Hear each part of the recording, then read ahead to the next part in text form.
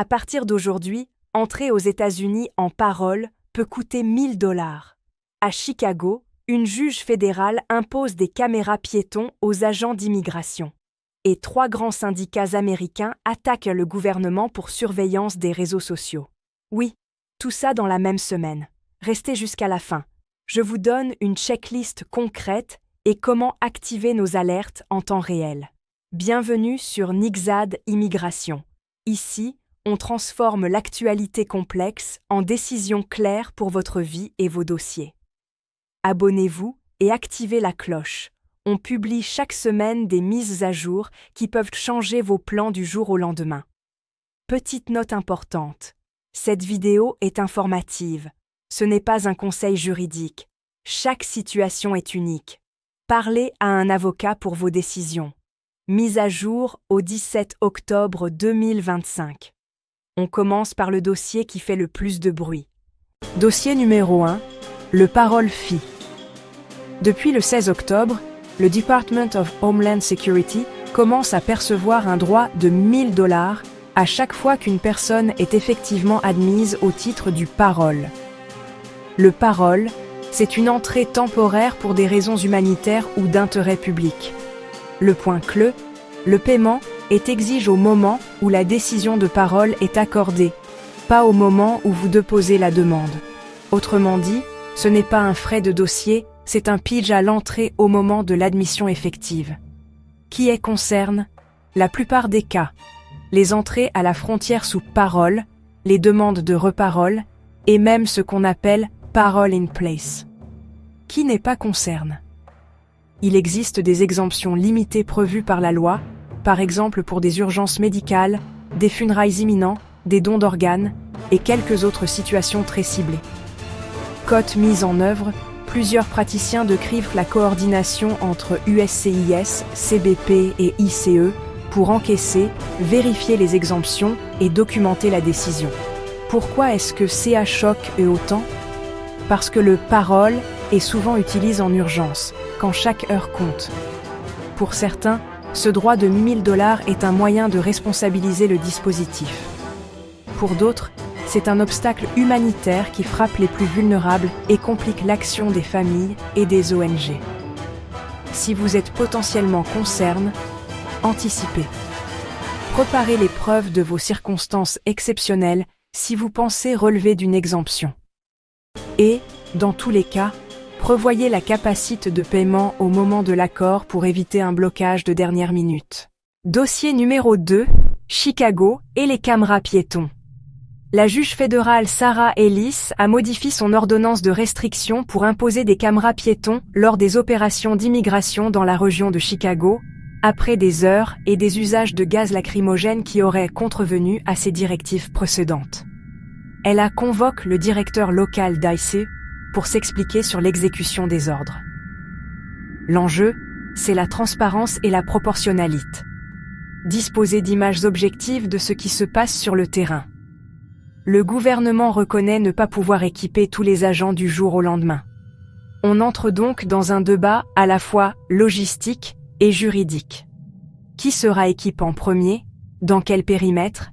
Et comment les images seront conservées et utilisées? Concrètement, attendez-vous à ce que les enregistrements vidéo deviennent des éléments de preuve majeurs en cas de litige sur une interpellation ou une perquisition pendant cette opération, parfois appelée Midway Blitz. Dossier numéro 3. La surveillance des réseaux sociaux et l'action en justice portée par 3 syndicats.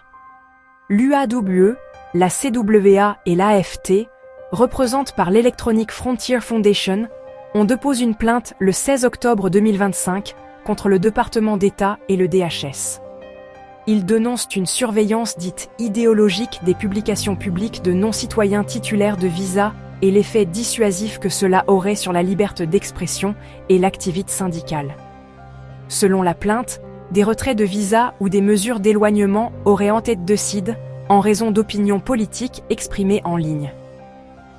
Cela soulève 2 questions juridiques majeures. Le premier amendement et les règles de procédure administrative. Message de bon sens. Vos publications publiques sont publiques. Vérifiez vos paramètres, contextualisez vos posts, Gardez des captures si vous devez expliquer une publication mal comprise. Et surtout, si votre statut dépend d'un visa, informez-vous sur vos droits avant d'entrer dans une polémique en ligne. Dossier numéro 4. La polémique autour du mot « remigration ». Le terme « remigrate » ou « remigration » a été repris dans des messages officiels par des responsables du DHS et d'autres, alors même que ce mot est historiquement associé à des mouvances d'extrême droite européennes. Un projet de réorganisation évoquant un Office of Remigration au département d'État a circulé, ajoutant de l'huile sur le feu. Les réactions ont été immédiates. ONG, élues, notamment en Californie, dénoncent la normalisation d'un vocabulaire extrémiste. Pourquoi ça choque? Parce que les mots cadrent la politique publique. Parler de remigration, pour beaucoup, renvoie à des idéologies raciales et modifie la perception des politiques de retour et d'expulsion. Même sans effet juridique direct, le cadrage lexical peut influencer l'opinion, la confiance et, au final, la manière dont les programmes sont conçus et appliqués. Dossier numéro 5, États-Unis et Mexique, les supposées primes des cartels contre des agents d'immigration.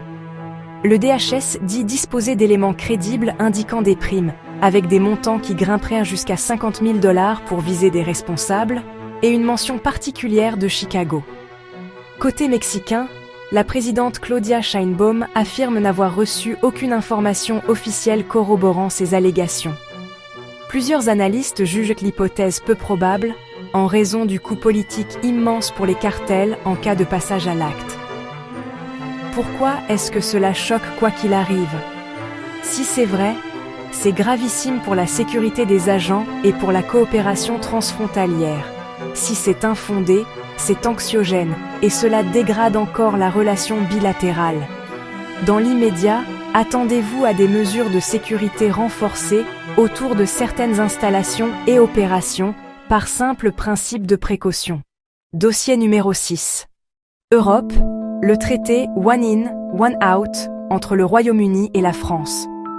Le principe est simple sur le papier.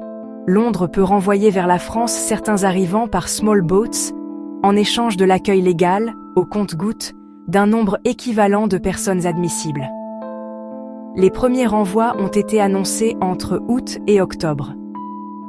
Sur le terrain juridique, un collectif d'ONG a saisi le Conseil d'État en France pour contester la légalité du mécanisme et les garanties concrètes offertes aux personnes renvoyées.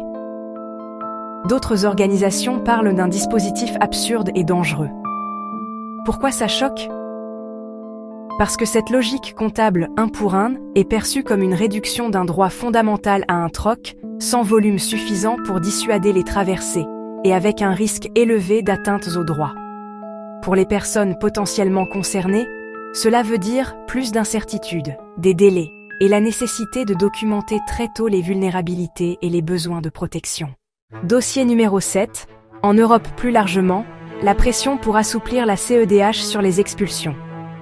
Depuis le mois de mai, 9 gouvernements de l'Union poussent à une réinterprétation de la Convention européenne des droits de l'homme pour faciliter certaines expulsions. Le Conseil de l'Europe, lui, défend l'indépendance de la Cour de Strasbourg. Les ONG craignent un recul des garanties contre les renvois vers des risques de traitement inhumain. En parallèle, la Commission européenne propose une approche commune pour augmenter les retours tout en affirmant vouloir respecter les droits. Traduction, le curseur politique se déplace vers plus de retours, avec des garde-fous encore débattus et des contentieux à prévoir. Prenons une minute pour relier les points. Qu'est-ce qui rend cette semaine si choquante? D'abord, la monétisation et le durcissement des voies exceptionnelles, avec ce parole-fille qui touche des profils souvent vulnérables. Ensuite, la montée des dispositifs de maintien de l'ordre sous haute controverse, illustrée par l'imposition de caméras après des dérives alléguées et une judiciarisation immédiate. Troisième tendance, l'expansion de la surveillance en ligne et la police du discours, qui peuvent glacer l'expression et la participation civique des immigrés. Quatrième tendance, la bataille des mots et des symboles. Quand des termes comme remigration entrent dans le vocabulaire officiel, ce n'est pas neutre. Enfin, les tensions transfrontalières. États-Unis et Mexique, Royaume-Uni et France. La coopération s'affaiblit quand la communication se politise et que chaque annonce devient un test de loyauté. Passons aux actions concrètes que vous pouvez entreprendre dès maintenant. Si vous êtes concerné par le parole, préparez-vous à payer 1 000 $ au moment de l'accord. Si vous pensez être éligible à une exemption, rassemblez immédiatement des preuves solides. Documents médicaux, confirmation de funérailles, attestation pour un don d'organes et tout élément pertinent. Anticipez, car le timing sera serré. Si vous êtes dans la région de Chicago, informez-vous sur vos droits en cas de contrôle. Gardez les numéros d'associations et d'avocats prêts à appeler. La présence de caméras piétons peut vous protéger, mais ne remplace pas la connaissance de vos droits. Si vous détenez un visa et que vous êtes actif sur les réseaux sociaux, vérifiez vos paramètres de confidentialité, contextualisez vos publications sensibles et conservez des copies. Évitez les ambiguïtés et cherchez conseil si votre activité militante s'intensifie. Si vous êtes potentiellement exposé à un renvoi vers la France depuis le Royaume-Uni ou à une procédure d'expulsion en Europe, consultez rapidement un conseil juridique. Documentez vos vulnérabilités et conservez toute preuve d'ancrage, de risques personnels ou de besoins spécifiques. Et de manière générale, abonnez-vous à des sources fiables et paramétrez des alertes. Dans l'immigration, l'information rapide est souvent votre meilleur. Dites-moi en commentaire ce qu'on doit creuser en priorité. Tapez « Parole » si vous voulez une vidéo dédiée aux exceptions, au moment exact du paiement et aux différences entre USCIS, CBP et ICE. Tapez « Chicago » si vous voulez un décryptage de la procédure, de ce qui sera filmé, de ce qui ne le sera pas, et de vos droits sur le terrain. Et si vous voulez un fil d'actualité en temps réel avec alerte, écrivez « Alerte » et on vous prépare ça. L'immigration change vite. Notre mission sur Nixad Immigration, c'est de vous garder devant la vague, pas dessous. Merci d'avoir regardé. Abonnez-vous, activez la cloche et partagez cette vidéo. Quelqu'un dans votre réseau a besoin de savoir que le parole peut coûter 1 000 $ dès maintenant. À très vite.